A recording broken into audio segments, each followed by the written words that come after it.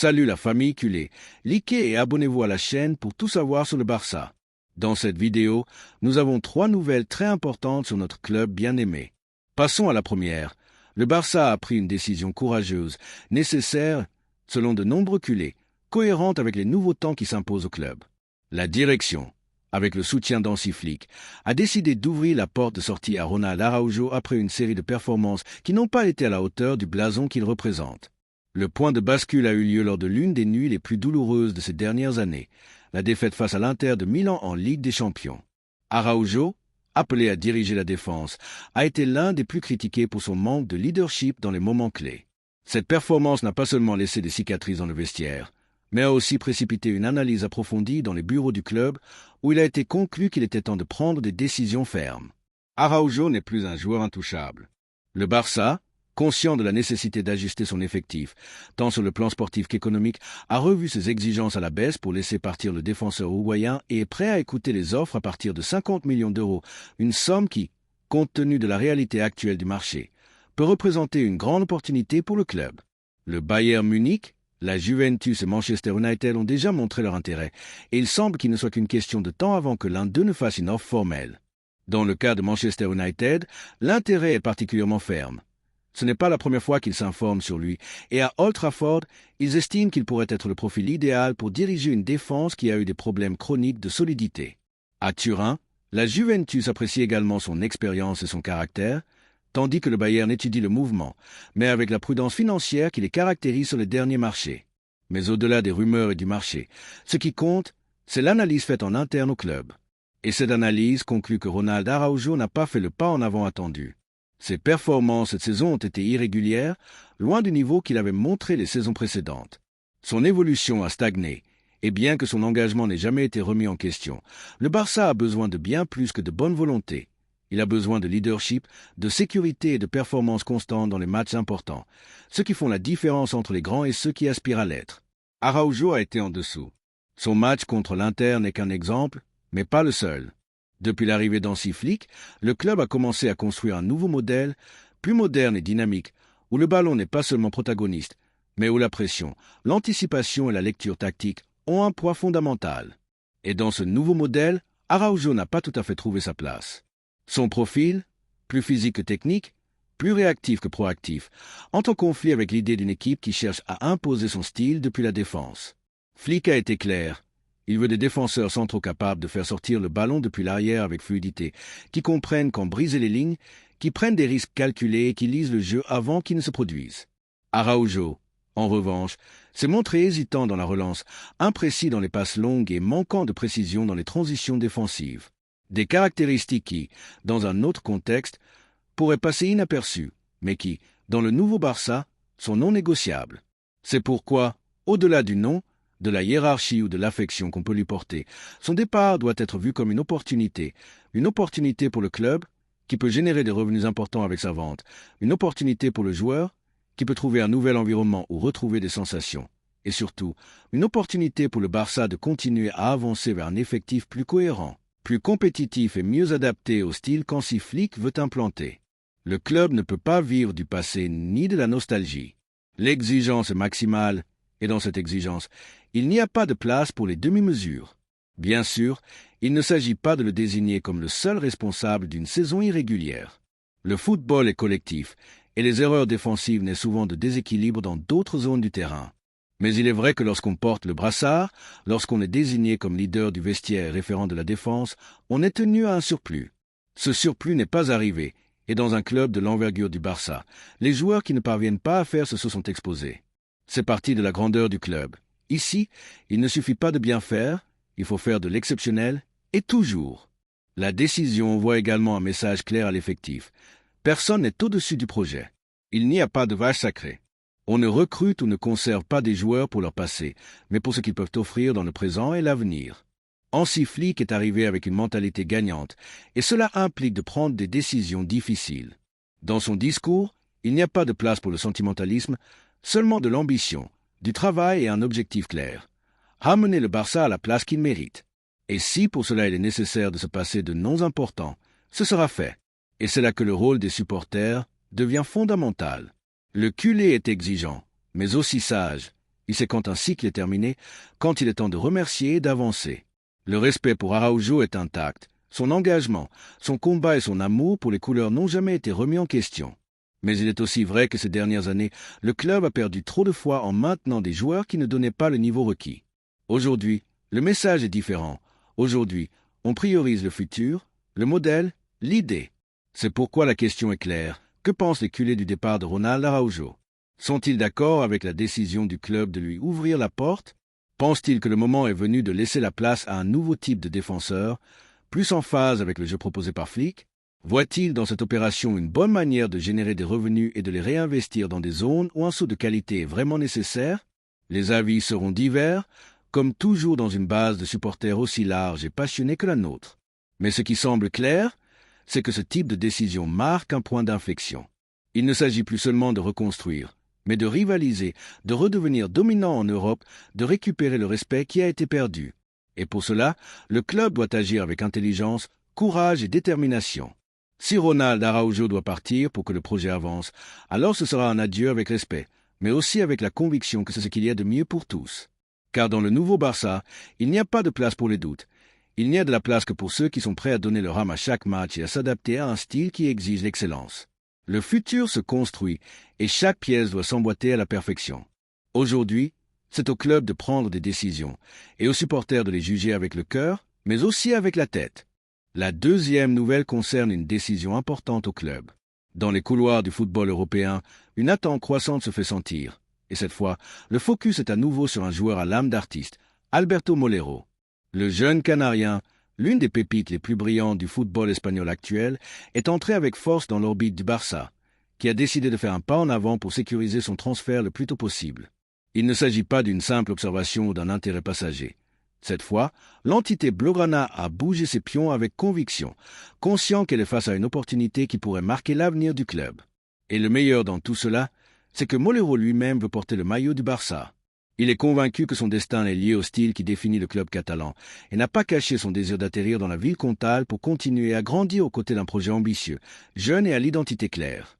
Sous la direction d'Hansi Flick, le Barça s'est positionné fermement dans une course où plusieurs clubs européens ont également montré leur intérêt. Aston Villa, poussé par Unai Emery, a été l'un des premiers à lancer une offensive pour séduire le meneur de jeu de l'Union Deportiva Las Palmas. Mais tandis que le club anglais prépare son artillerie financière pour convaincre les Canariens, le véritable moteur de cette histoire est la volonté du joueur. Molero, qui a grandi en admirant les grands talents formés à la Masia et le style qui a tant réussi au Barça, a clair que son football s'aligne naturellement avec la philosophie Blaugrana. Il ne s'agit pas seulement d'une question sportive, mais aussi émotionnelle et symbolique. Le Canarien veut faire partie de cette narrative footballistique qui transforme les joueurs en artistes du ballon. La direction sportive du Barça, consciente de ce détail clé, a activé ses ressources avec discrétion, mais avec fermeté. Le suivi du joueur n'est pas nouveau. Depuis déjà 2 saisons, des rapports sur Molero circulent dans les bureaux du club. Sa capacité à se mouvoir entre les lignes, sa vision du jeu, son dribble dans les petits espaces et son talent inné pour créer le danger depuis le poste de meneur de jeu l'ont fait considérer comme un profil parfait pour revitaliser le milieu de terrain de l'équipe première. De plus, avec seulement 20 ans, sa marge de progression est énorme, ce qui s'emboîte parfaitement avec le projet de renouvellement générationnel que le club impulse sous la direction de Flick. L'entraîneur allemand, pour sa part, a déjà donné son feu vert à un éventuel recrutement. Hansi Flick, qui a montré depuis son arrivée une énorme sensibilité pour travailler avec de jeunes talents, considère que l'incorporation d'un joueur comme Molero apporterait créativité, dynamisme et déséquilibre à une zone du terrain qui a besoin d'un saut qualitatif au-delà des noms déjà établis. L'entraîneur est convaincu que l'avenir passe par s'entourer de joueurs affamés, de qualité et engagés. En ce sens, Molero remplit toutes les conditions. Le club canarien, pour sa part, est conscient de la valeur de son joueur et n'a pas l'intention de le donner. La clause de résiliation tourne autour des 60 millions d'euros, bien que dans les bureaux du Barça, on sache qu'il est possible d'arriver à un accord pour une somme notablement inférieure si l'on construit une opération attractive et bénéfique pour toutes les parties. En fait, Las Palmas verrait d'un bon œil que le joueur fasse le saut vers un club comme le Barça, qui représente la vitrine idéale pour booster sa carrière, sans que le saut soit aussi radical que celui que suppose d'aller directement en Premier League. Dans l'entourage du joueur, on considère également que, d'un point de vue sportif et formatif, le passage par le football anglais pourrait être prématuré, tandis qu'au Barça, il aurait le contexte parfait pour évoluer et se consolider. Ce contexte a généré une vague d'enthousiasme parmi de nombreux supporters culés, qui voient en Molero un nouvel héritier de ce profil technique et élégant qui a toujours défini le milieu de terrain offensif de la maison. La comparaison avec Iniesta est inévitable, bien que prématurée. Cependant, il y a quelque chose dans sa manière de conduire le ballon, dans la pose qu'il montre dans les zones de pression et dans sa compréhension du jeu qui rappelle les meilleurs talents formés dans le centre de formation culé. Molero n'est pas un produit fini, mais c'est un diamant prêt à être poli par un staff technique qui sache potentialiser ses vertus et corriger ses excès. Le contexte économique du Barça oblige à réaliser des opérations intelligentes. C'est pourquoi des recrutements comme celui de Molero, avec un coût assumable, une projection évidente et le désir exprimé du joueur de rejoindre le projet, sont précisément le type de mouvements qui définissent une planification sérieuse et ambitieuse. Il n'est pas nécessaire de toujours miser sur des stars établies quand on peut incorporer de jeunes talents avec du talent, du caractère et une connexion émotionnelle avec le club. En ce sens, la figure de Molero incarne à la perfection le type de renfort dont l'équipe a besoin pour continuer à grandir depuis la base. Il n'y a aucun doute que la compétition sera rude. Aston Villa a le pouvoir économique et est prêt à faire une offre ferme. Cependant, dans les grands transferts du football moderne, le facteur humain continue de faire la différence, et quand un joueur veut signer pour un club, sa volonté peut déplacer des montagnes. La préférence de Molero pour le Barça pourrait être déterminante, et si l'entité Blaugrana sait bien jouer ses cartes, cet été pourrait se conclure une opération qui enthousiasme autant le staff technique que les supporters. Le Canarien est conscient qu'arriver au Barça implique une pression différente. Ici, il ne suffit pas de bien jouer, il faut éblouir, convaincre, démontrer dès la première minute que l'on est prêt à porter un maillot qui pèse plus que tout autre. Mais cela n'effraie pas Molero, qui a démontré maturité et personnalité dans ses déclarations et qui se prépare depuis un moment à relever un défi de cette envergure. Son entourage lui a également bien conseillé. Miser sur un club où le style de jeu favorise ses caractéristiques, où il peut recevoir des minutes progressives et où l'environnement l'aide à développer tout son potentiel. Tous ces chemins mènent à la même destination, Barcelone. Depuis ici, nous ouvrons également le débat avec les supporters culés. Que pensez-vous du possible recrutement d'Alberto Molero? Pensez-vous que c'est le type de joueur dont le club a besoin en ce moment?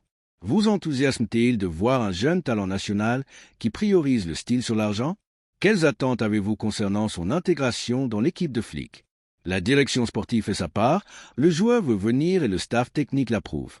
Maintenant, comme toujours, le jugement final appartient aux supporters. Ce qui rêve de revoir une équipe dominante, élégante et pleine de jeunes talents avec l'ADN Blaugrana.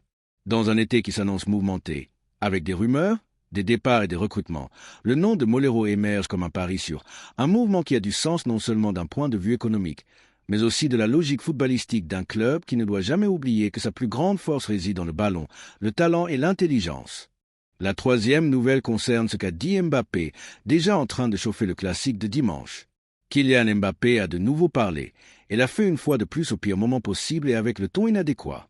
À seulement quelques jours du classique au stade olympique de Montjuïc, l'attaquant français a décidé d'ouvrir la bouche pour essayer de semer la peur et annoncer que le match sera le début de la remontée du Real Madrid, une affirmation qui, pour beaucoup, sonne plus comme du désespoir que de la motivation.